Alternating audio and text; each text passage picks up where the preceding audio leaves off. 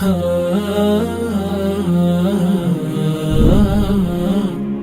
الجيل المبادر، هنا نبع البشائر، هنا تسمو المشاعر ونباهي ونفاخر.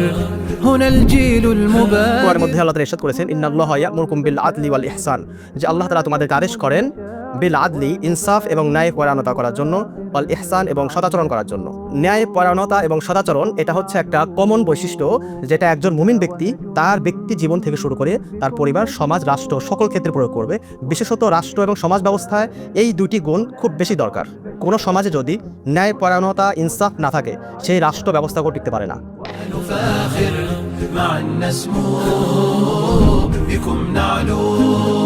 ওয়ামা উকিদাত ফি আবিয়াতি রাসূলিল্লাহি সাল্লাল্লাহু আলাইহি সাল্লাম নারুন, রাসূলুল্লাহ সাল্লাল্লাহু আলাইহি ওয়াসাল্লামের ঘরে চুলার আগুন জ্বলে নাই।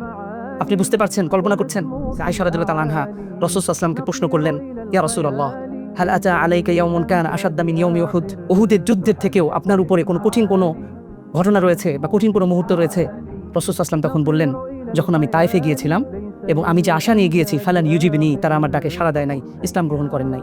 রাসূল সাল্লাল্লাহু আলাইহি ওয়াসাল্লাম এই কঠিন মুহূর্তে, তার সারা জীবনের সবচেয়ে কঠিন পরিস্থিতি মুহূর্ত যাচ্ছে তার উপর দিয়ে, তিনি যে ঐতিহাসিক কথাটি বললেন, না বাল আরজু আন ইখরিজাল্লাহু মিন আসলাবিহিম মান ইয়াবুদুল্লাহ ওয়া লা ইউশরিকু বিহি শাই, আমি আশা করি এই উম্মতের মধ্য থেকে, এই জাতির মধ্য থেকে আল্লাহ তাআলা এমন একটি কওম সৃষ্টি করে দেবেন যারা এক আল্লাহর ইবাদত করবে, আল্লাহ সুবহানাহু ওয়া তাআলা ছাড়া পৃথিবীর কারোর সাথে শিরিক করবে না।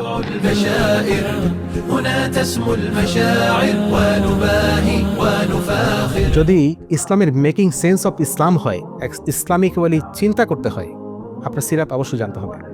নবী সাল্লাল্লাহু আলাইহি ওয়াসাল্লাম যখন মজলিসে বসতেন, তাকে আলাদা চেনা যেত না। একজন স্ট্রেঞ্জার যদি আসতো কোন মজলিসে, বুঝতে পারতো না এখানে নবীকে, লিডারকে। নিজেদের আখিরাতের জন্যই সিরাত ভালো মতো পড়ার কোনো অল্টারনেটিভ নাই।